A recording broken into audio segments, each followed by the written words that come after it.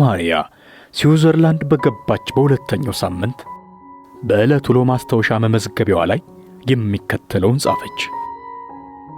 ወደ ምሽት ክለቡ ሄጄ ሞሮኮ ከሚባል ሀገር የመጣውን የዳንስ ዳይሬክተራችንን አገኘሁት። ከዚያም ብራዚልን ረግጦ የማያውቀው ሞሮኮዊ ሳምባ ነው ብሎ የሚያስበውን የዳንስ አይነት መማር ጀመርን። ምንም እንኳን ገና ከጉዞ ድካም ያላገገምኩ ቢሆንም በተቻለኝ መጠን በምደንስበት ጊዜ ፈገግታ ከፊቴ እንዳይጠፋ ሞክር ነበር። 6 ነበርን። ሁላችንም ደስተኛ ካለ መሆናችንም በላይ ምን እያደረግን እንደሆነ እንኳን አናውቅም ነበር። የምሽት ክለቡ ደንበኞች እየጠጡ ብቻ ያጨበጭቡልናል። በእጃቸው የመሳብ ምልክት እያሳዩን ፍቅር ይሰጡናል። አልፎ አልፎ ደግሞ ለየት ያለ ጥቅሻና የማማለል ምልክቶችን ቢያሳዩንም ነገሩ ከዛም ያልፍ አልነበረም። ትላንትና የመጀመሪያ ክፍያዬን ወሰድኩኝ። እውነት ለመናገር እጄ ላይ የገባው ገንዘብ የተስማማንበትን 1/10ኛውን ነበር። ቀሪው በኮንትራቱ መሰረት ለአውሮፕላን ትኬት መግዣ የወጣውን ገንዘብ ለመመለስና እዚህ ላይ ለምቆይበት ክፍያ ይዋለ ነበር። ቪቪያን እንደሰራችው ሂሳብ ከሆነ በኮንትራቱ መሰረት ቢያንስ ለ1 ዓመት እዚህ መስራት አለብን። በምንም ሁኔታ ማምለጥ የምንችልበት ሁኔታ የለም። ደግሞ ስለማምለጥ ማሰቡ ጥቅሙ ምንድነው? እኔ ገና ስዊዘርላንድ መድረሴ ነው። በዚያ ላይ ወጣ ብዬ እንኳን ሀገሩን አላየሁትም። ደግሞስ በሳምንት 8 ቀን ምሽት ላይ መደነስ ያን ያህል ጉዳቱ ምንድነው? ድሮም እኮ እንዲሁ በነጻ አድርገው ነበር። አሁን ግን ለገንዘብና ለዝና ነው። ቀስ በቀስ እግሮች ያሳክኩኝ የነበረውን ነገር ተወኝ። አሁን ከሁሉም የከበደኝ በዳንሱ ጊዜ ሁሉ ፈገግታዬ እንዳይጠፋ ማድረገው ጥረት ነው። አሁን 2 ምርጫ አለኝ። አንደኛው የዓለም ተሸናፊና ተጎጂ አድርጌ ራሴን መቁጠር፣ ወይም ራሴን ስውር ሀብቱን እንደሚፈልግ አንድ ጀብደኛ ማየት። የህይወት እይታዬ በሙሉ በእነዚህ 2 አማራጮች ላይ ተንጠለጠለ ነው። ማሪያ ቀስ በቀስ ስውር ሀብቷን እንደምትፈልግ ጀብደኛ ራሷን መቁጠር ጀመረች። ስሜቷን ወደ ጎን አድርጋ በየምሽቱ ማልቀሷንም ተወች። ቀደም ሲል እርግፍ አድርጋ ተወችው። ምናልባት ስሜቶቿን በሂደር አስቀምጣቸው ሊሆን ይችላል። አሁን ለሷ አስፈላጊው ነገር ገንዘብ ማግኘት ነበር። ከዚያም ሀገሪቱን በሚገባ ካወቀች በኋላ በድል አድራጊነት ወደ ሀገሯ መመለስ። በዚያ ላይ ደግሞ በዙሪያዋ ያለ የምታየው ሁሉ ሀገሯን ብራዚል የሚያስረሳ አልነበረም። በዙሪያ ያሉት ሴቶች የፖርቹጋል ቋንቋ ይናገራሉ። ወንዶችንም ያማሉ። ድምጻቸውን ከፍ አድርገው ያወራሉ። ስለ ስራቸው ማግሮምረም የለመዱት ነገር ነው። አንዳንድ ጊዜ ካለቆቻቸው ጋር ይጨቃጨቃሉ። ራሳቸውን የሚያዩት በዓለም ላይ እንዳሉ ቆንጆ ሴቶች አድርገው ነበር። ስለ ወደፊት ውብ ባሎቻቸው አውርተው አይጠግቡም። ምናልባትም እነዚህ ባሎቻቸው ከነሱ በአያሌ ኪሎ ሜትር የራቁ ወይንም ደግሞ ቀደም ሲል ያገቡ፣ ካልሆነም ደግሞ ገንዘብ የሌላቸው ሊሆኑ ይችላሉ። ምንም እንኳን ቀደም ሲል ብራዚል ውስጥ እያሉ ሮጀር ባያሳያት ሊፍሊት ላይ እንደገመተችው ባይሆንም የምሽት ክለቡ የቤተሰብን ስሜት የሚፈጥር ነበር። በዚህ በኩል ቪቪያን የነገረቻት ሊፍሊቱ ላይ ካለው የተሻለ መሆኑን ተረዳች። በሥራ ፍቃድ ወረቀታቸው ላይ የሁሉም ሴቶች የሥራ አይነት ዳንስ እንደሆነ ቢገለጽም ከማንኛውም ደንበኛ ጋር ከክለቡ እንዲወጡ አይፈቀድላቸውም። ምናልባትም ከደንበኞቻቸው የተቀበሉ ስልክ ቁጥር የተጻፈበት ብጫቂ ወረቀት እንኳን ቢገኝባቸው ለ2 ሳምንታት በሙሉ ከሥራ ይታገዳሉ። ማሪያ ምንም እንኳን የጠበቀችው ነገር ውብና አስደሳች የነበረ ቢሆንም ቀስ በቀስ ወደ መሰላቸትና መበሳጨት ገባች። በመጀመሪያዎቹ 2 ሳምንታት ማሪያ ትኖር ከነበረው ክፍል መውጣት አልቻለችም። ምንም እንኳን ቀስ እያለች ብታወራም ቋንቋን የሚረዳላት ሰው ስላላገኘች ነበር። ሌላው ያስደነቃት ነገር ደግሞ ከብራዚል በተለየ ሁኔታ የምትኖርባት ከተማ 2 ስም ያላት መሆኑ ነው። የመጀመሪያዋ የከተማዋ ስም ጄኔቭ የሚል ሲሆን ይኸውም በሀገር ውስጥ ለሚኖር ተወላጅ የሚያገለግል ስም ነው። ብራዚሊያዋን ግን ጀምበራ እያሉ ነበር የሚጠሯት። በጠቅላላው በዚህ ትንሽና ቴሌቪዥን እንኳን ባልነበራት ክፍል ውስጥ በቆየችባቸው አድካሚ ቀናት የሚከተሉትን ቁም ነገር ተረዳች። አንደኛ፣ በየትኛውም ሁኔታ ሐሳቧን ለሰዎች መግለጥ ካልቻለች የምትፈልገውን ማንኛውንም ነገር ማግኘት እንደማትችል፣ ይህንን ችግር ለማስወገድ ደግሞ የግድ የሀገሬውን ቋንቋ መማር እንዳለባት። ሁለተኛ፣ ሁሉም አብሮ የሚሰሩ ሴቶች የሚፈልጉት ነገር ተመሳሳይ በመሆኑ እሷ ከነሱ ለየት ማለት እንዳለባት፣ ነገር ግን ለዚህ ችግር ወደ አእምሮ የመጣላት አንድ መፍትሄ ነበር። ይህንንም በማስመልከት ወደ ጄኔቫ በገባች በአራተኛው ሳምንት የሚከተለውን ማስታወሻ በዲያሪዋ ላይ ጽፋ ነበር። ምናልባት አንድ ቀን ወደ ቤት የሚመልሰኝን ትኬት መግዛት እችል ይሆናል። ከዚያም ወደ ሀገሬ ብራዚል እመለሳለሁ። እዚያ እንደደረስኩም የቀድሞ አለቃዬን የጨርቃ ጨርቅ ባለቤቱን ሰውዬ አገባዋለሁ። ከዚያም በሰዎች ውድቀት ላይ አስተያየት ከመስጠት በቀር ራሳቸውን አደጋ ተጋፍጠው መሞከር የማይፈልጉ ሰዎችን ምክርና አስተያየት ለመስማት እዘጋጃለሁ። አይሆንም፣ በዚህማ ተመልሼ ወደ ሀገሬ አልሄድም። ይህንን ከማደርግ ከአውሮፕላኑ ላይ ወድቄ ወደ ውቅያኖሱ ብሰጥም ይቀለኛል። እንደዛ ካደረግኩ ደግሞ እሞታለሁ። ከዚያ በፊት ግን ለህይወቴ መዋደቅ አለብኝ። ምናልባት በራሴ መንገድ መሄድ ከቻልኩ የምፈልገው ቦታ ደርስ ይሆናል። በቀጣዩ ቀን ማሪያ በአቅራቢያዋ ወዳለ አንድ የፈረንሳይኛ ቋንቋ ትምህርት ቤት ሄደች። በዚያም የተለያዩ እምነት፣ ዕድሜና ጾታ ያላቸውን ሰዎች አገኘች። ሰዎች የተለያዩ ቀለም ያላቸውን አልባሳት የለበሱ ሲሆኑ በተለይ ሴቶቹ ራሳቸውን የሸፈኑ ነበሩ። አንዳንዶቹ አብረቅራቂ ወርቅ በእጃቸው ላይ አድርገዋል። ልጆቹ ደግሞ ከአዋቂ የበለጠ በቶሎ መማር ይችላሉ።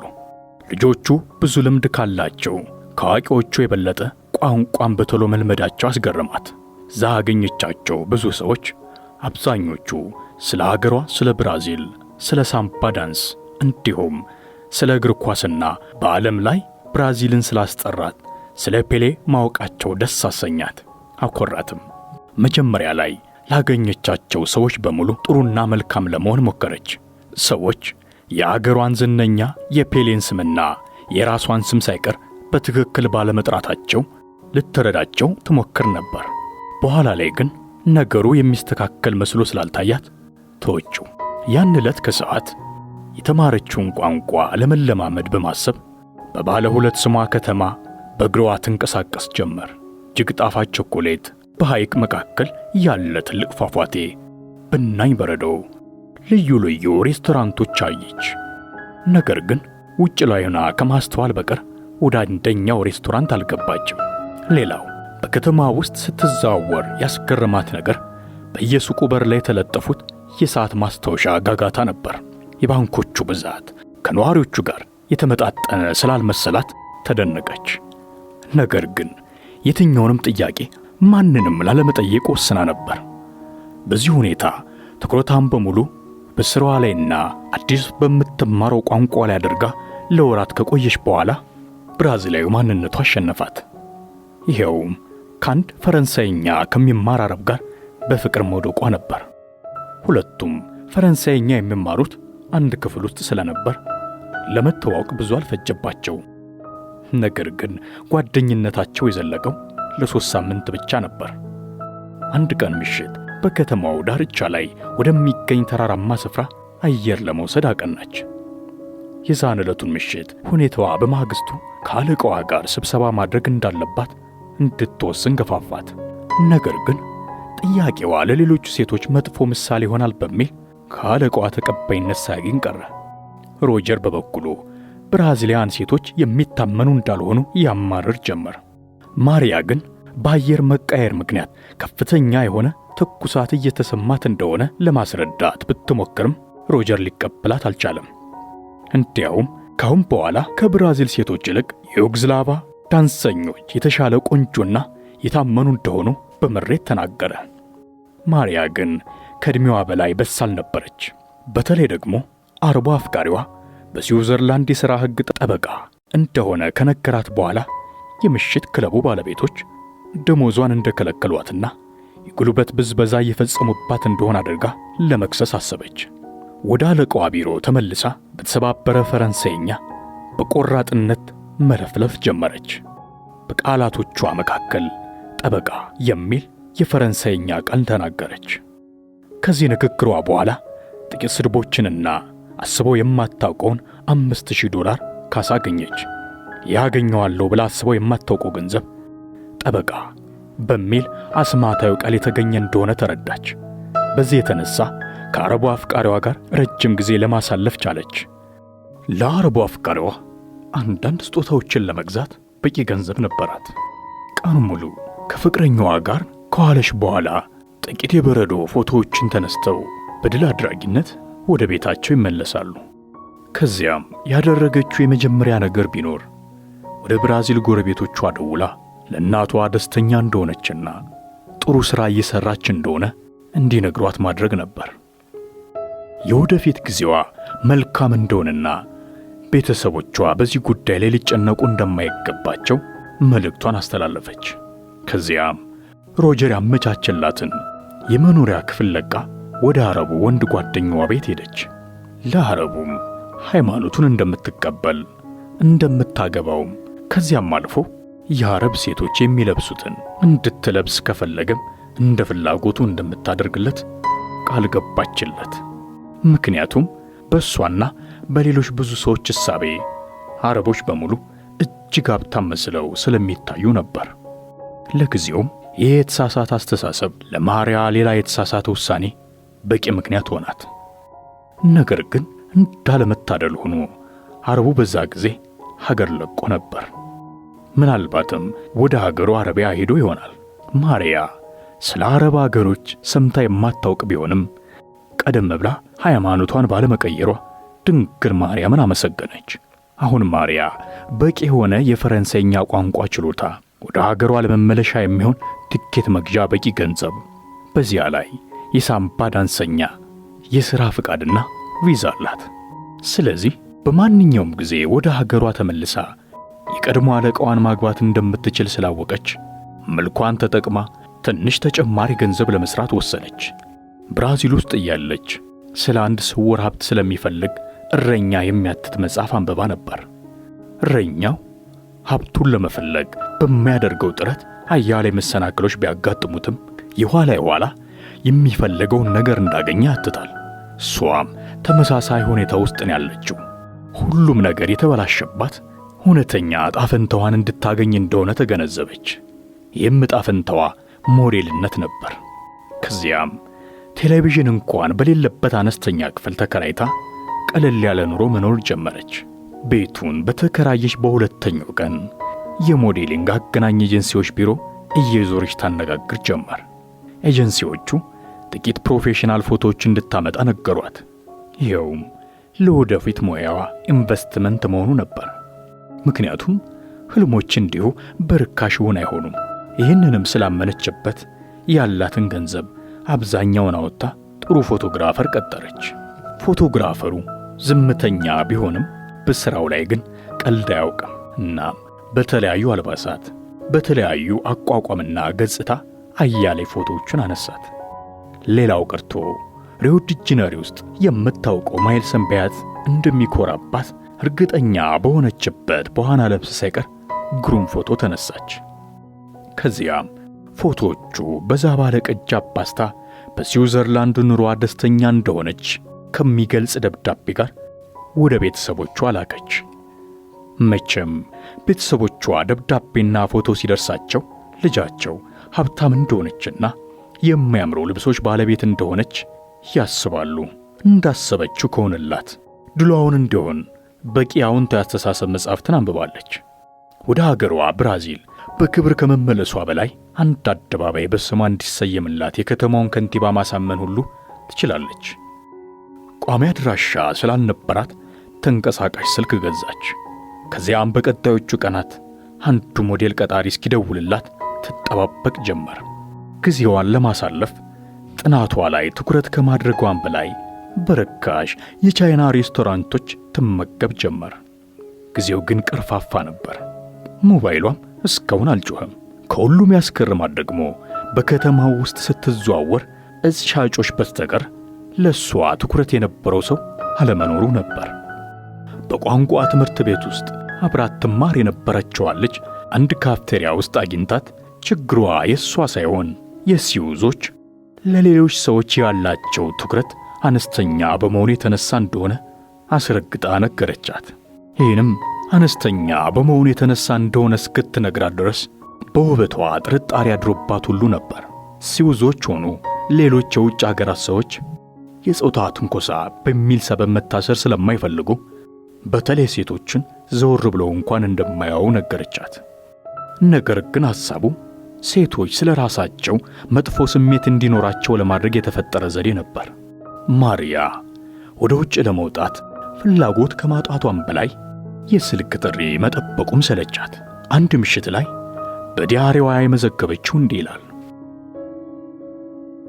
ቀኔን ያሳለፍኩት በአንድ መዝናኛ ማዕከል ነበር። ገንዘቤን ለእንደዚህ አይነቱ ተግባር ማባከን ተገቢ ስላልመሰለኝ ሌሎች ሰዎችን በማስተዋል ብቻ ነበር ያሳለፍኩት። ሮለር ኮስተር የሚባለውን በአየር ላይ የሚከንፈውን የመኪና ትርኢት የሚሳፈሩ ሰዎች ገንዘባቸውን የሚያወጡት ደስታን ለመግዛት ነው። ነገር ግን ጨዋታው መንቀሳቀስ ሲጀምር ግን ፍርሃታቸው ስለሚያሸንፋቸው መኪናው እንዲቆምላቸው ይጠይቃሉ። የጠበቁት ምን ነበር? ጀብዱ ከፈለጉ አይቀር ለዚህ በሚገባ ይዘጋጁም ነበር ወይስ በዓለም ላይ ብልህነት የሚባለው ውጣ ውረዶችን ማስወገድ ነው ብለው ያምናሉ? ለጊዜው በብቸኝነት ስለታጠርኩ ስለ ፍቅር ማሰብ አልችልም ነበር። ግን እሱም አንድ ቀን ወደ እኔ እንደሚመጣ አምናለሁ። ስራም እንዲሁ። ምክንያቱም እዚህ ያለሁት ለዚህ ጣፈንታ ነው። ሮለር ኮስተሩ ህይወቴ ነው። ህይወት ፈጣን ጨዋታ ነች። ህይወት ልክ በፓራሹት ከሰማይ እንደሚወረድ ነች። እድልን መሞከር፣ መውደቅ፣ አቧራን አራግፎ እንደገና መነሳት ትፈልጋለች። ከቤተሰቤና ሁሉንም ስሜቶቼን በሚገባ ልገልጽባት ከምችለው ቋንቋዬ ርቆ መኖር ቀላል አይደለም።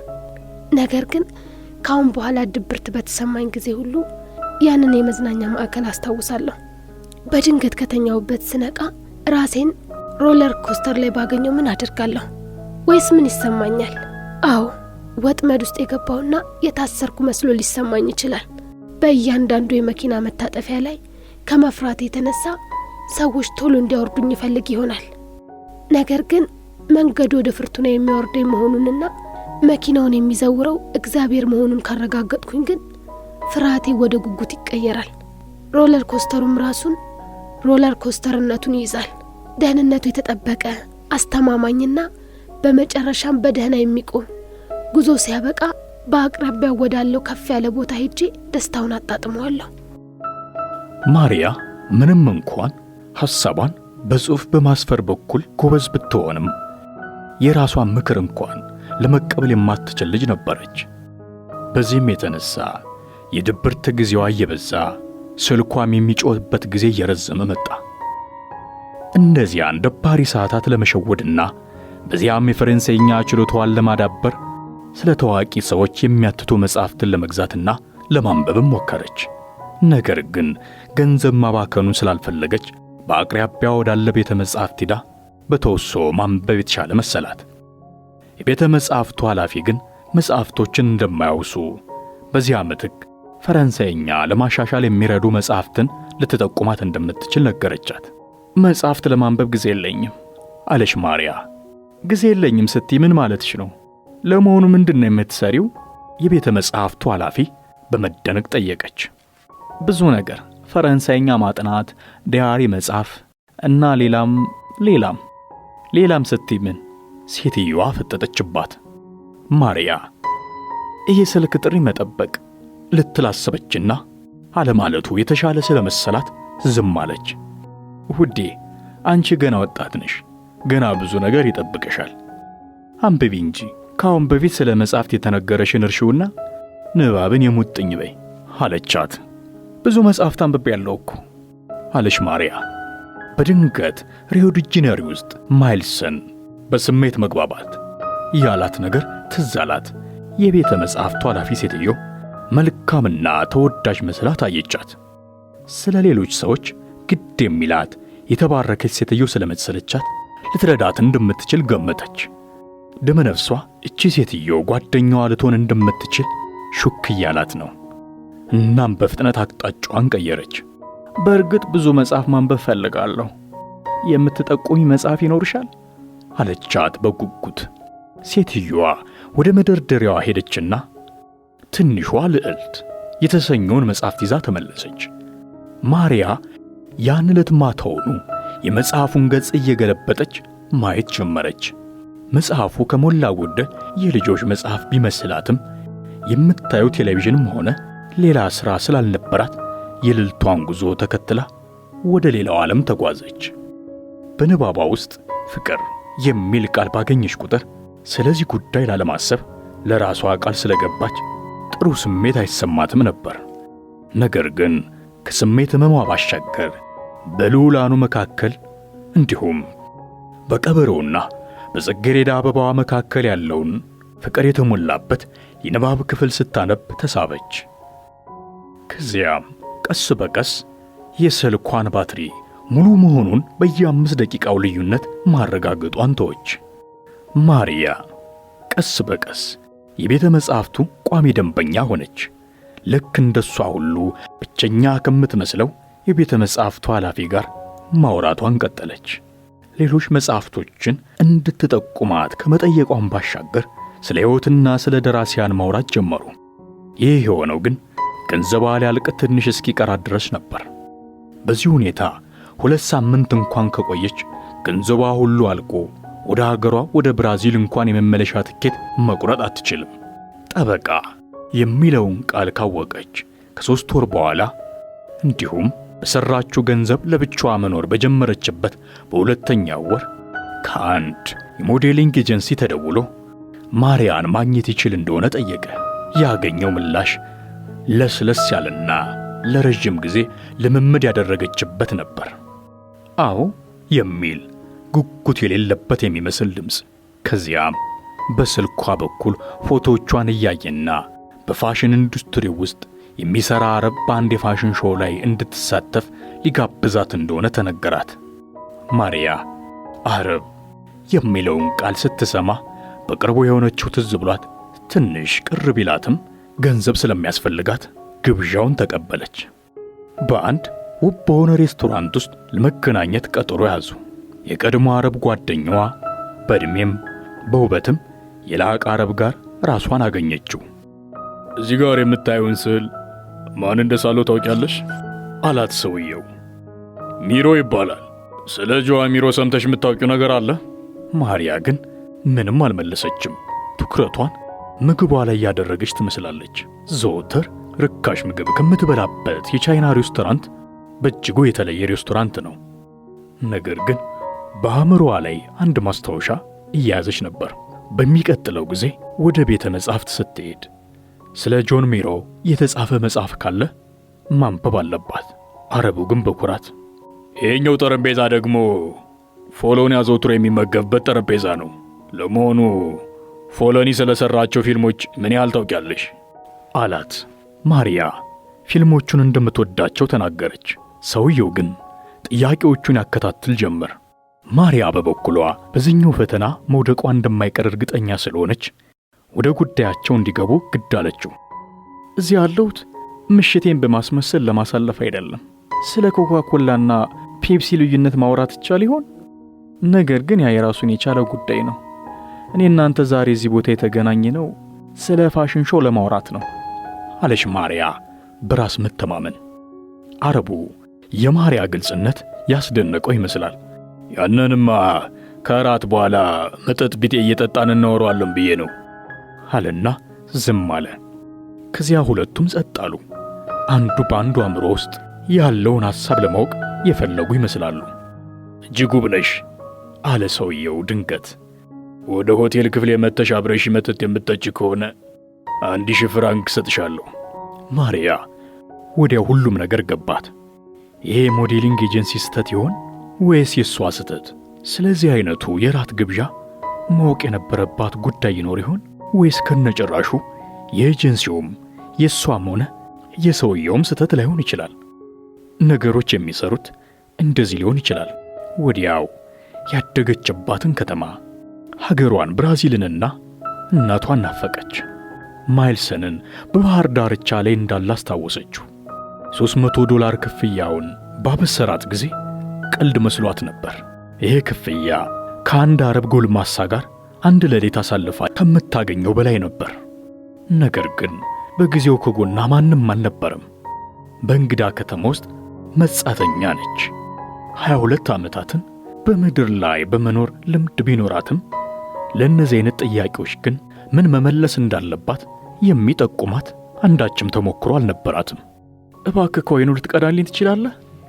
አለች ድንገት። አረቡ ብርጭቆዋን በወይን እየሞላ እያለ የማሪያ ሐሳብ ትንሿ ልዕልት ወደ ሌላ ፕላኔት ከተጓዘችበት ፍጥነት በላይ ተምዘግዝጋ አንድ ጊዜ ስውር ሀብቷን ለመፈለግ ከቤቷ ወጥታለች። ስውር ሀብቷንና ምናልባትም ባሏን። ነገር ግን እንዲህ ያሉ ጥያቄዎች ሊቀርቡላት እንደሚችሉ ቀድሞውንም እያሰበች ነበር። ምክንያቱም ለእንዲህ አይነቱ አጋጣሚዎች እንግዳ ከመሆኗም በላይ ስለ ወንዶች ብዙ ነገር ታውቃለች።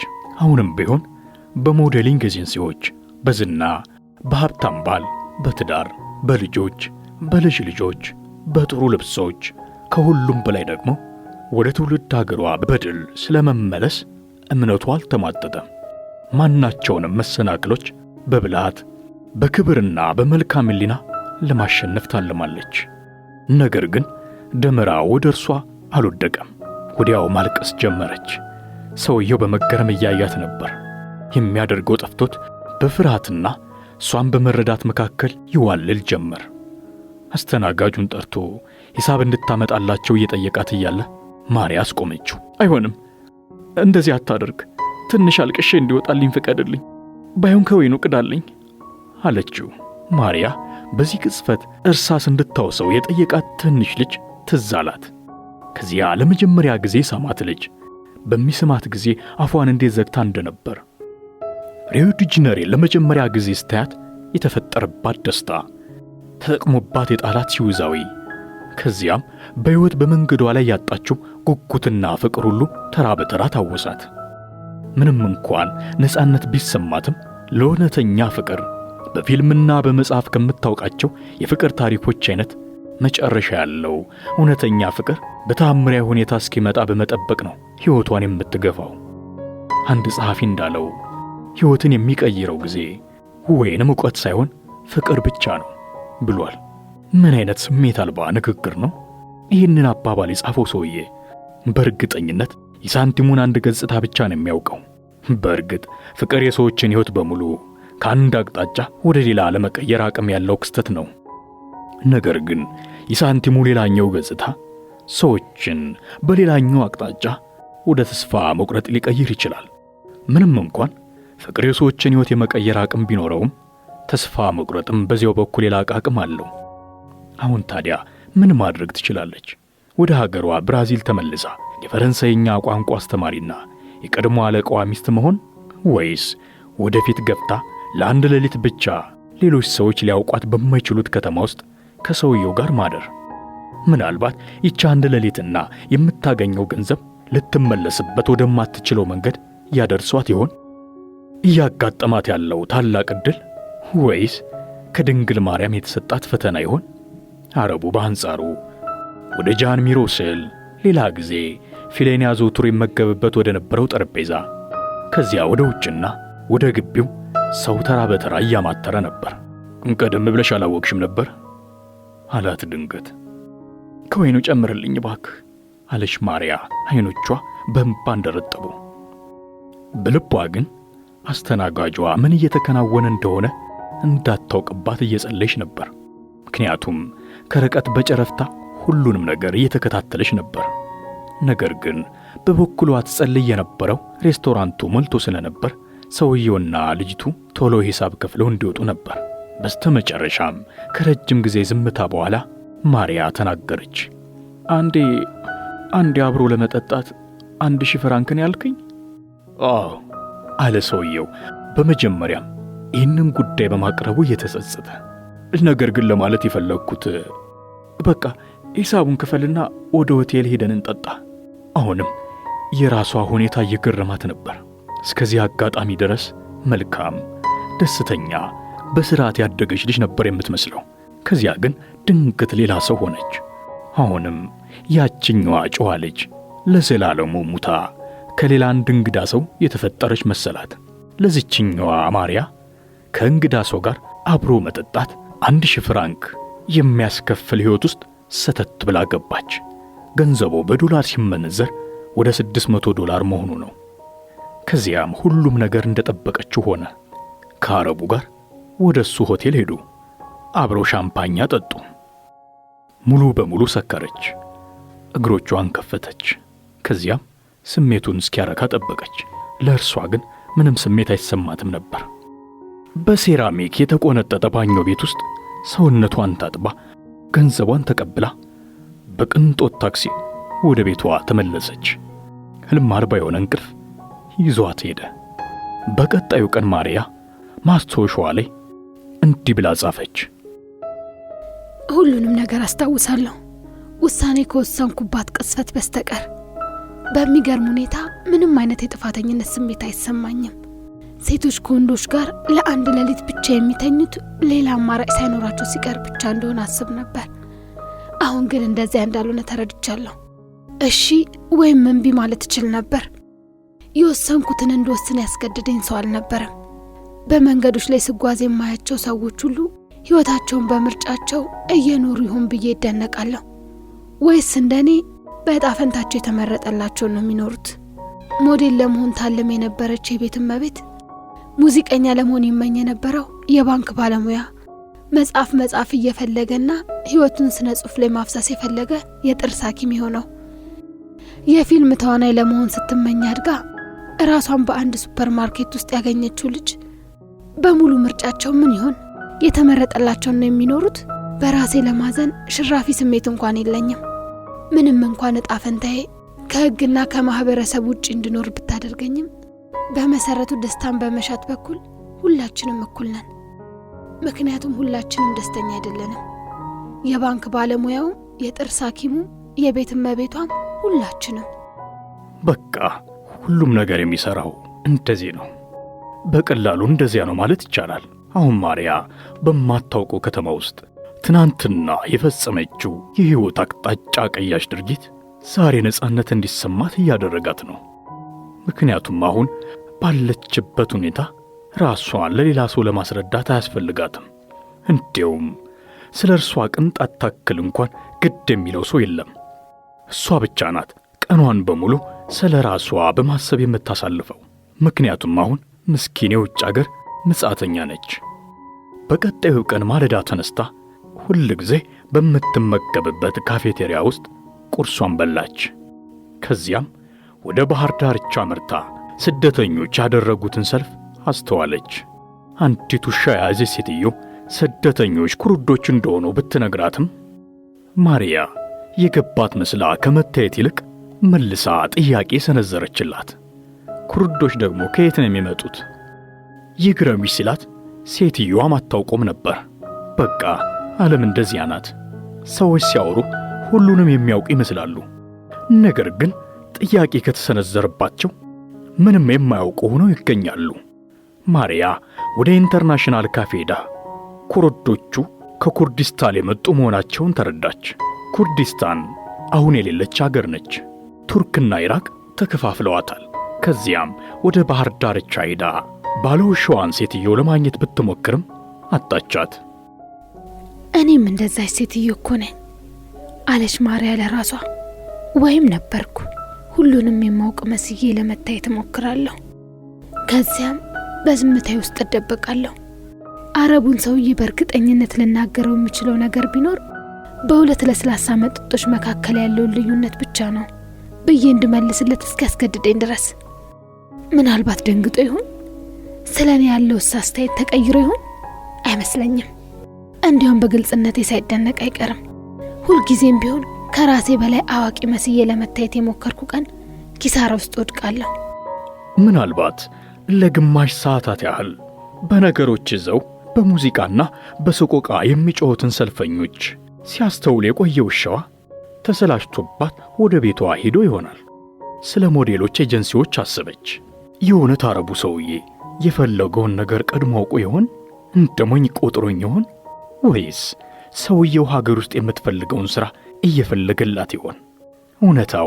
እውነታው የትኛውም ቢሆን ማርያ በዚያ ማለዳ ጄኔቫ ውስጥ ብቸኝነቷ ከወትሮው ቀሎላት ነበር። ሙቀቱ ወደ 0 ዲግሪ ሴልሺየስ ቢጠጋም ኮረዶቹ ሰልፍ እያደረጉ ቢሆንም ባቡሮቹ ሰዓታቸውን ሳያዛንፉ በፌርማታቸው ቢደርሱም የጌጣጌጥ ሱቆች መስኮቶቻቸውን ቢከፍቱም ባንኮች መከፈት ቢጀምሩም ለማኞች ገና እንደተኙ ቢሆንም ሲዩዞች ሁሉ ወደ ሥራቸው እየተመሙ የነበረ ቢሆንም ከወትሮው የተለየ ስሜት ነበር ለማርያ የተሰማት። ካሁን በፊት በዚያች ከተማ ውስጥ ህልውናዋ ተሰምቷት ባያውቅም አሁን ግን እንደዚያ እንዳለች አውቃለች። ከዚያው ከጎኗ ባለችውና በምትታየው ሴትዮ ላይ ፈገግ አለች። የኢየሱስ እናት ማርያምን ትመስላለች። ሴትዮዋ መልሳ ፈገግ አለችና ነገሮች እሷ እንደምታስባቸው ስላልሆኑ ጠንቃቃ እንድትሆን መከረቻት። ማርያ ግን ምክሩን ችላ አለችው። አሁን እንዳደረገችውና ለውሳኔዎቿም ኃላፊነት እንደሚሰማት ከእርሷ በተቃራኒ የሚሰራ ሁለንተናዊ ሥራ እንዳለ እንደማታምንም መለሰችላት። አሁን የምታውቀው ለአንድ አዳር 1000 ፍራንክ ለመክፈል ዝግጁ የሆኑ ሰዎች እንዳሉ ነው።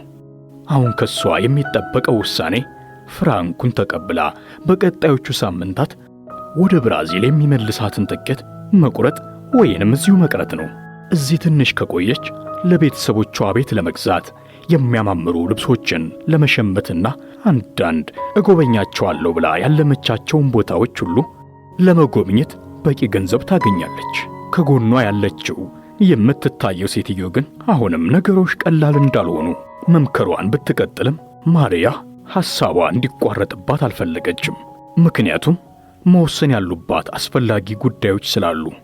ወዲያው ደግሞ ወደ ብራዚል የመመለሱን ጉዳይ ማሰላሰል ጀመረች።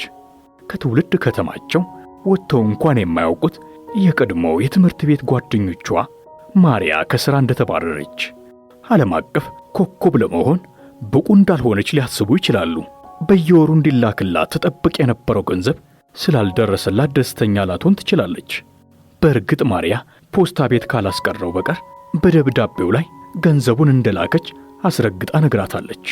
አባቷም በዚያ በሚያዘወትረው ነግሬሽ ነበር ስሜት ይቀበላታል። ከዚያ ወደ ልብስ ሱቅ ስራዋ ትመለሳለች። ባለቤቷንም ታገባዋለች። በአውሮፕላን የሄደችው የሲዩዛይብ የተመገበችው ፈረንሳይኛ የምትናገረውንና በበረዶ ብናኝ ማል የተጓዘችው ማርያ በሌላ በኩል በአንድ ሌሊት 1000 ፍራንክ የምታገኝበት ዕድል አለ። በእርግጥ ይህ ዘላቂ ላይሆን ይችላል። ውበት በነፋስ ፍጥነት ይቀየራል። ነገር ግን በአንድ ዓመት ሥራ ብቻ ወደ እርሷ ሕይወት ለመመለስ የሚያበቃ ገንዘብ ልታጠራቅም ትችላለች። ብቸኛው ችግር ምን ማድረግ እንዳለባት እንኳን አለማወቋ ነው። እንዴት መጀመር እንዳለባት በጀኔባ ቆይታዋ የሰማችው አንድ ነገር ትዝ አላት። የምሽት ክበብ።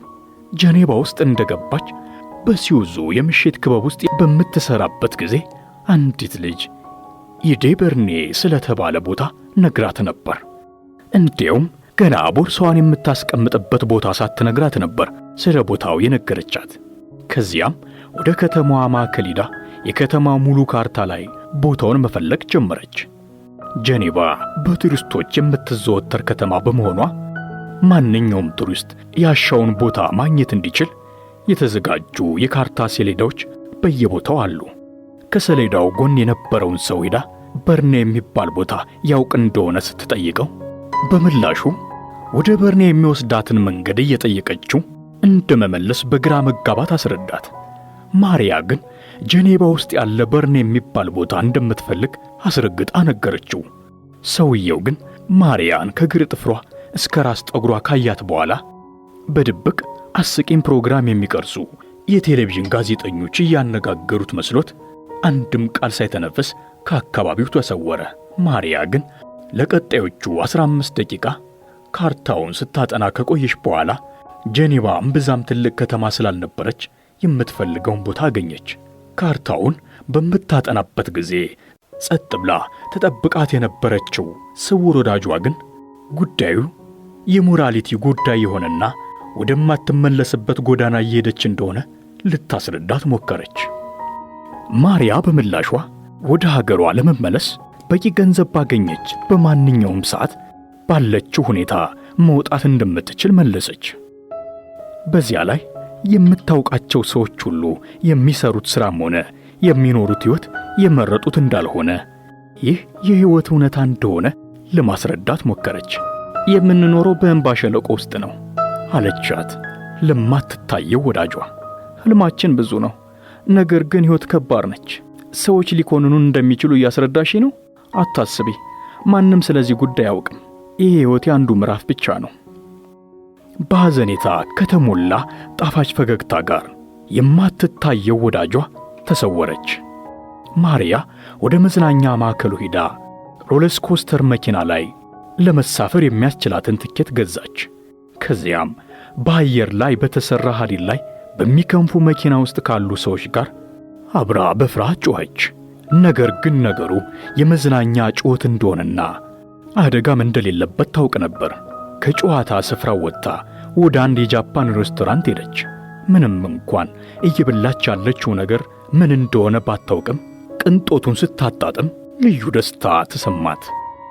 በጣም አነስተኛ ስለነበረች ስልኳ እስኪጠራ እንኳን መጠበቅ አላስፈልጋትም።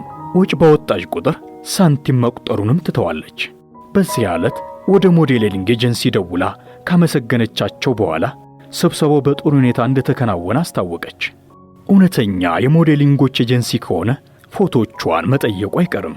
የሴተኛ አዳሪዎች አገናኝ ኤጀንሲ ከሆነ ግን ሌላ ሰው አዘጋጅተው ይደውሉላታል። በድልድዩ ላይ አቋርጣ ወደ ትንሽዬዋ ቤት እየተመለሰች እያለ ምንም ያህል ገንዘብ ብታገኝ ቴሌቪዥን እንደማትገዛ ወሰነች። ይህንንም የወሰነችው ያላትን ጊዜ ሁሉ በማሰብ ለማሳለፍ ብላ ነበር። በዚያ ምሽት ማርያ ዲያሪዋ ዳግ ላይ እርግጠኛ አይደለሁም የሚል ሐረግ ከጻፈች በኋላ የሚከተለውን ጻፈች። አረቡ ያንን ሁሉ ገንዘብ ለሴት የሚከፍለው ለምን እንደሆነ ተረድቻለሁ። ደስተኛ ለመሆን ብሎ ነው እንጂማ ስሜቱን ለማፈንዳት ብቻ 1000 ፍራንክ በከንቱ አያጠፋም። ደስተኛ መሆን ነው የፈለገው። እኔም የምፈልገው ያንኑ ነው፣ እንዲሁም ሁሉም ሰው። ነገር ግን አንድም ሰው ደስተኛ አይደለም። ለተወሰነ ጊዜ ያህል የማልፈልገውን ነገር ባደርግ እንኳን የማጣው ምን ነገር አለ? በእርግጥ መሆን የምፈልገውን ነገር ለማሰብም ሆነ ለመጻፍ የሚቀፍ ነገር ነው። ሴተኛ አዳሪነት ምን ያስከፍለኛል? ክብሬን፣ የራስ መተማመኔን፣ ለራስ ያለኝ ግምት። ነገር ግን ሳስበው ከነዚህ ነገሮች አንዱም የለኝም። በዚች ምድር ላይ ለመወለድ አልተጠየቅኩም። የሚወደኝ ሰው እንኳን አላገኘሁም። ሁልጊዜም ትክክለኛ ያልሆኑ ውሳኔዎችን እወስናለሁ። ስለዚህ አሁን ሕይወት በእኔ ላይ እንድትወስን እየፈቀድኩላት ነው። በቀጣዩ ቀን ከኤጀንሲ ተደወለላትና የተነሳችውን የሞዴሊንግ ፎቶ እንድታቀርብ እንዲሁም የፋሽን ትርኢቱ መቼ እንደሚከናወን ጠየቋት። ምክንያቱም ከእያንዳንዱ ግንኙነት ኮሚሽን ስለሚያገኙ ነበር። ማርያ ግን ከሰውየው ጋር ምን እንደተፈጠረ ሊያውቁ ስለማይችሉ አረቡ በቅርቡ እንደሚደውልላት ነገረቻቸው። ከዚያም ወደ ቤተ መጻሕፍቱ ሄደችና ስለ ወሲብ የሚያወሩ መጻሕፍትን ጠየቀች።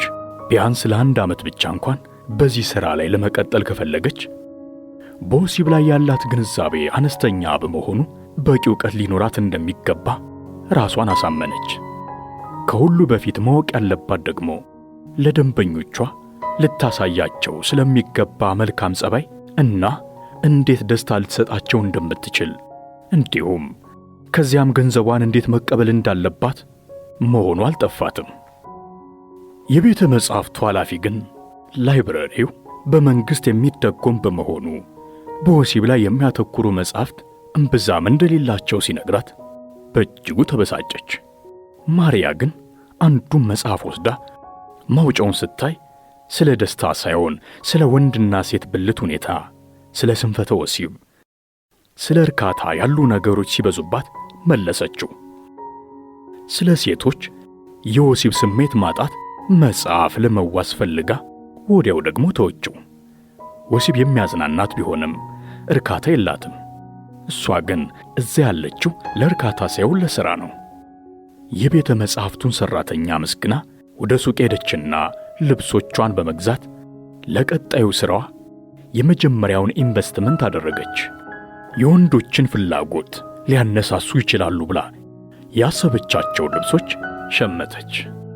ከዚያ በካርታው ላይ ወዳየችው ቦታ ሄደች። ሩዲ በርኔ መንገድ። በመንገዱ መጨረሻ ላይ ቤተ ክርስቲያን አለ። ከሁሉም የገረማት ግን ቦታው ትናንት ራት ከተመገበችበት የጃፓን ሬስቶራንት ብዙም ሩቅ አለመሆኑ ነው። በመንገዱ ዳር ላይ ርካሽ ሰዓቶች የሚሸጡ ሱቆች፣ ከዚያም ራቅ ብለው ምሽት ክበቦች አሉ። ሰዓቱ ቀን በመሆኑ ሁሉም ዝግ ነበሩ። ወዲያው ወደ ባህር ዳርቻው ሄደችና የወሲብ መጻሕፍቶችን ገዝታ ማድረግ ስላለባት ነገሮች ማንበብ ጀመረች። ሲመሽ ጠብቃ ወደ ሪድበርን ተመልሳ ሄደች። ከክበቦቹ መካከል ለሷም ባስገረማት ሁኔታ ብራዚለኛ የሚመስል ስም ወዳለው ክለብ ሄደች። ኮፓካባና ይላል። የወሰነችው ውሳኔ እንደሌለ ለራሷ ነገረች። ሙከራ ብቻ ነው እያደረገች ያለችው። ስዊዘርላንድ ውስጥ በኖረችበት ጊዜ ሁሉ ደህንነት ወይንም ነጻነት ተሰምቷት አያውቅም። ሥራ ፈልጌ ነበር አለችው ለክለቡ ባለቤት። ከባሩ ጀርባ ሆኖ ሳህኖችንና ብርጭቆዎችን እያጠበ ነበር። በክፍሉ ግድግዳዎች ዙሪያ ሶፋዎችና ወንበሮች በጠረጴዛ ዙሪያ ተሰድረዋል። በክፍሉ አንድ ማዕዘን ላይ የዳንስ ወለል የሚመስል ክፍት ቦታ አለ። እዚህ ጋር ሆነሽ መስራት ከፈለግሽ የሥራ ፍቃድ ያስፈልግሻል አላት ባለቤቱ። ማሪያ የሥራ ፍቃዷን ስታሳየው የሰውየው ስሜት የተሻሻለ መሰለ። የሥራ ልምድ ሳለሽ? ማሪያ ምን ማለት እንዳለባት ግራ ገባት። አለ ብትል የት እንደሰራች መጠየቁ አይቀርም። የለኝም ካለች ደግሞ ሁሉም ነገር እዚያው ሊያበቃ ይችላል። መጽሐፍ እየጻፍኩ ነው አለች። ድንገት የመጣላት ሐሳብ ነበር። የማይታይ አንደበት የረዳት ይመስላል። ሰውየው እየዋሸች መሆኑን እንደተረዳ ብታውቅም ያመናት ለመምሰል እየሞከረች ነበር። ውሳኔ ከመወሰንሽ በፊት ሌሎች ሰራተኞችን ማናገር አለብሽ። በእያንዳንዱ ምሽት ቢያንስ 6 ብራዚላውያን ከኛ ጋር ይሰራሉ። አንዷን ብታናግሪያት እዚህ ሥራ ምን መጠበቅ እንዳለብሽ ፍንትው ይልልሻል አላት። ማሪያ ከማንም ሰው ምክር እንደማትፈልግ ልታረጋግጥለት እያልጎመጎመች እያለ ሰውየው ወደ ባሩ ጀርባ ተመለሰ። የሚጠጣው እንኳን ሳይሰጣት ነበር ብቻዋን ትቷት ሄደው። ብራዚላውያኖቹ ሴቶች ተራ በተራ መምጣት ሲጀምሩ የተወሰኑትን ጠርቶ አዲስ የመጣችውን ልጅ እንዲያናግሯት ጠየቃቸው። አንዳቸውም ፈቃደኛ አልነበሩም። ማሪያ ምናልባት ውድድሩን ፈርተው ይሆናል ብላ አሰበች። የሙዚቃ መጫወቻው ሲከፈት ጥቂት የብራዚል ሙዚቀኞች ተጫወቱ። በዚያ ላይ የቤቱ ስም ኮፓካባና ነው። ከዚያም የኤዥያ መልክ ያላቸውና በጄኔቫ አቅራቢያ ካሉ በረዷማ አካባቢዎች የሚመጡ የሚመስሉ ሴቶች ተራ በተራ መጡ። ብቻዋን ለ2 ሰዓት ያህል ጥቂት ሲጋራዎችን ብቻ እያጨሰች ከቆየች በኋላ የተሳሳተ ውሳኔ እንደወሰነች ለመደምደም ጫፍ ላይ ደረሰች። እዚህ ምን እየሰራው ነው የሚል ቃል አእምሯ ውስጥ ያቃጭል ጀመር። ከዚያም ቀስ በቀስ በተለይ ሴቶቹ ሊያናግሯት አለመፈለጋቸው ያበሳጫት መጣ። የኋላ ግን አንዲት ብራዚላዊ ሴት ወደ ባሩ መጣች። ይህንን ቦታ እንድትመርጩ ያደረገሽ ነገር ምንድነው? አለቻት በግዴለሽነት። ማሪያ የመጽሐፉን ታሪክ መድገም አልፈለገችም። በተቃራኒው ደግሞ እንደ ኩርዶች፣ እንደ ሚሮ ወይንም እንደ ፊሌኒ እውነቱን መናገር። እውነት ለመናገር ከየት መጀመር እንዳለብኝ እንኳን አላውቅም። ሌላው ቢቀር መናገር እንደምፈልግ እንኳን እርግጠኛ አይደለሁም። ልጅቷ በማሪያ መልስ ግልጸኝነትና ቀጥተኝነት እየተገረመች መሰለች። ከዚያም ውስኪ ከሚመስለው መጠጥ ተጎነጨችና ክፍሉን የሞላውን የብራዚል ሙዚቃ እየሰማች ሀገር ቤት እንደናፈቃት ነገረቻት። በዚያ ምሽት በጄኔቫ አቅራቢያ ሊካሄድ የነበረ ትልቅ ዓለም አቀፍ ኮንፈረንስ በመሰረዙ ምክንያት ወደ ምሽት ክበቡ ብዙ ሰው እንደማይመጣ ነገረቻት። በስተመጨረሻም ማሪያ ለመሄዷን ስታይ ተመልከች፣ በጣም ቀላል ነገር ነው። 3 ሕጎች ብቻ የሙጢ ማለት ነው የሚጠበቅብሽ። አንደኛ አብረሽ ከምትሰሪው ሰው ጋር ወይንም አብረሽ ከተኛሹ ሰው ጋር ፍቅር ሊይዝሽ አይገባም። ሁለተኛ የተስፋ ቃላቶችን አትመኝ፣ ክፍያ እጅ በእጅ። ሶስተኛ የትኛውንም ዕፅ መጠቀም አትችይም። ከዚያም ጸጥታ ሰፈነ። አሁኑኑ ጀምሪ። ዛሬ ካልጀመርሽና የመጀመሪያ ደንበኛሽ ጋር ካልተገናኘሽ ነገ ተመልሰሽ ላትመጪ ትችያለሽ። ማለቴ ሐሳብሽ ልትቀይሪ ትችያለሽ።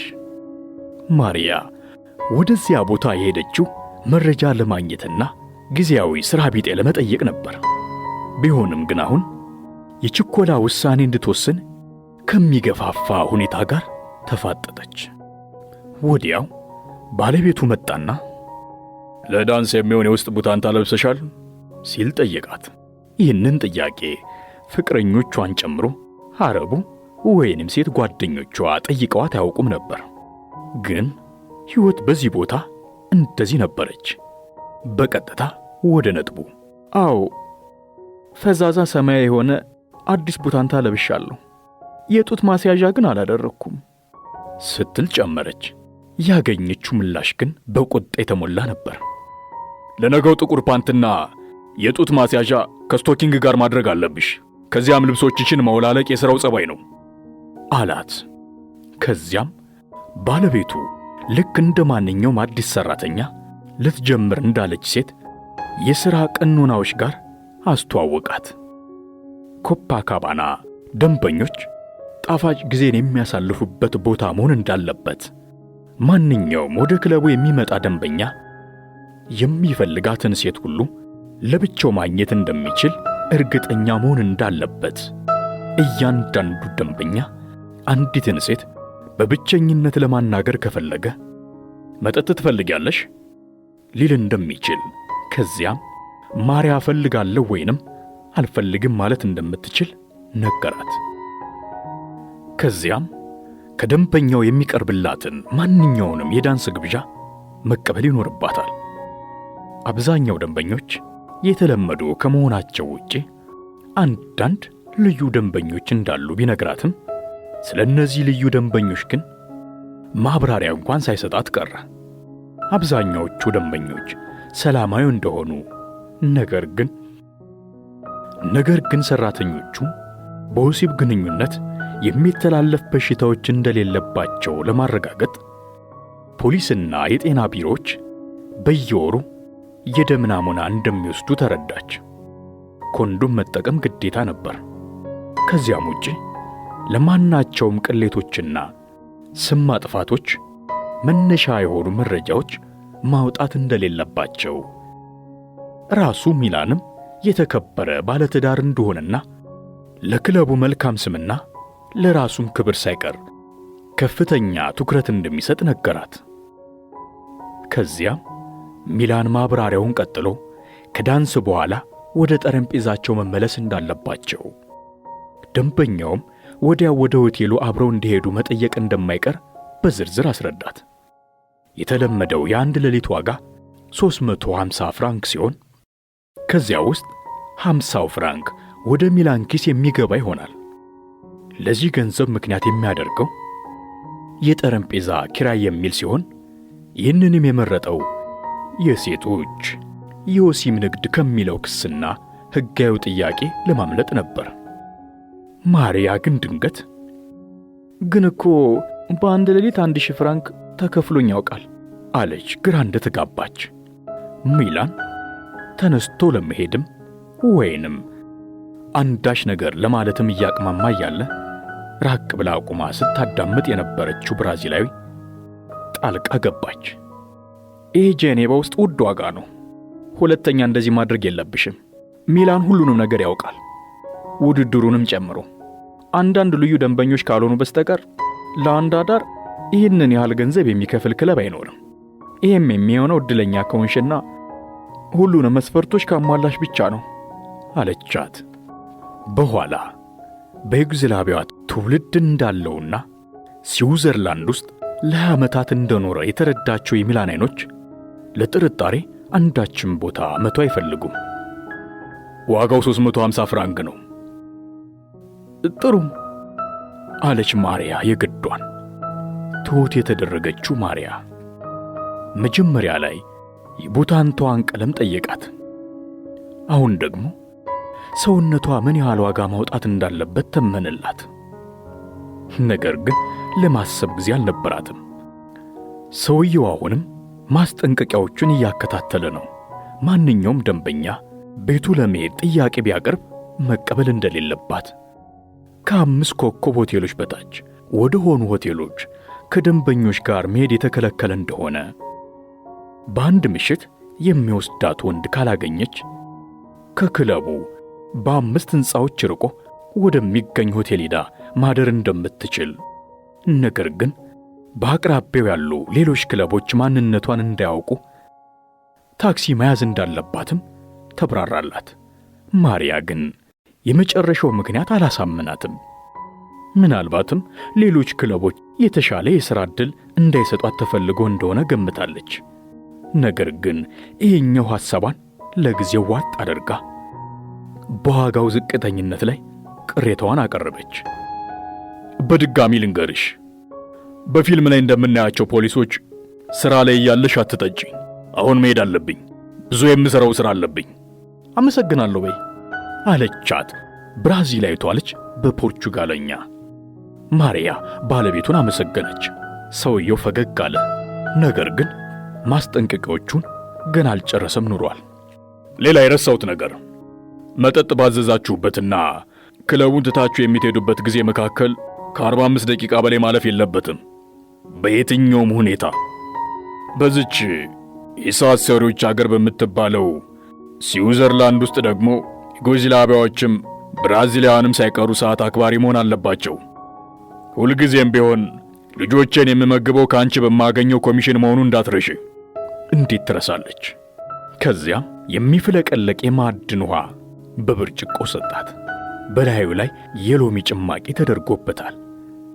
ከዚያም እዚያው እንድትጠብቅ ነግሯት ሄደ። ቀስ በቀስ ክለቡ እየሞላ ሄደ። ወንዶች ይገባሉ። ከዚያም ዙሪያ ገባውን ቃኘት አድርገው ለብቻቸው ይቀመጣሉ። ከዚያም ከሴቶቹ አንዷ አይዳ ልክ ካሁን በፊት ለዓመታት እንደሚተዋወቁ ታናግረዋለች። ወንዶች ከሴቶቹ አንዷን በያዙ ቁጥር ማሪያ የእፎይታ ትንፋሽ ትተነፍሳለች። ነገር ግን ቀስ በቀስ የመረጋጋት ስሜት ይሰማት ጀምሯል። ምናልባት አገሩ ስዊዘርላንድ ስለሆነ ሊሆን ይችላል። ወይንም ደግሞ በቅርቡ የምፈልገው ጀብዱ ያጋጥመኛል ብላ ስላሰበች ይሆናል። የእርሷ የተስፋ ጀብዶች ደግሞ ገንዘብና ባል ነበሩ። ምናልባትም ደግሞ መረጋጋት የተሰማት ከብዙ ሳምንታት በኋላ ለመጀመሪያ ጊዜ በምታውቀው ቋንቋ ሙዚቃ የሚጫወትበት ቤት በመገኘቷ ሊሆን ይችላል። ከሴቶቹ ጋር በአጭር ተግባብታ እየተሳሳቁና እየተቀላለዱ የፍራፍሬ ጭማቂ ኮክቴል መጠጣት ጀምረዋል ከድንቅ ወሬ ጋር። ነገር ግን ከሴቶቹ አንዳቸውም እንኳን ደስ አለሽ አላሏትም። ያ በርግጥም የሚጠበቅ ነበር። ምክንያቱም አሁን እሷ የነሱ ተወዳዳሪ ሆናለች። ነገር ግን አሁን የሚሰማት የሚጨንቅ ስሜት ሳይሆን ለራስ ድል እንደሚዋጋ ወታደር የኩራት ስሜት ነው። አንዲት ተራና ተስፋ የቆረጠች ሴት አይደለችም። ከፈለገች በማናቸውም ጊዜ በሩን አልፋ ወጥታ መሄድ ትችላለች። ነገር ግን እዚህ ለመድረስ ያሳየችውን ጽናት ታውቃለች። አሁን ለማድረግ ቀርቶ ለማሰብ እንኳን ያስፈራት የነበረን አዲስ ነገር ለማድረግ ለመደራደርና ለመወሰን በቅታለች። የዕጣ ፈንታዋ በደለኛ እንዳይደለች ለራሷ መንገሯን ቀጠለች። ይልቁንም አደጋዎችን እየተጋፈጠች ነው። ከገደቧ ለማረፍ ራሷን እየተገዳደረች ነው። ምንም እንኳን አስፈሪ ቢመስልም አንድ ቀን ምናልባት በስተርጅና በልቧ ዝምታ ውስጥ በትዝታ መልክ የምታስታውሰው አዲስ ነገር ለመጋፈጥ እየሞከረች ነው። ማንም ወደ እርሷ እንደማይመጣ እርግጠኛ ነበረች። ቀጣዩ ቀን ተመሳሳይ መጥፎ ሕልም የሚመስልና ልትደግመው የማትፈልግ አይነት ነገር ነው። በአንድ ሌሊት 1000 ፍራንክ መከፈል አንድ ጊዜ ብቻ የሚያጋጥም ጉዳይ መስሎ ሲታያት ወደ ብራዚል ለመመለስ ትኬት መቁረጥ የሚሻል መስሎ ታያት። ሰዓቱ በቶሎ እንዲያልፍላት ሌሎች ሴቶች ለእያንዳንዳቸው ምን ያህል ገንዘብ ሊያገኙ እንደሚችሉ ታሰላ ጀመር።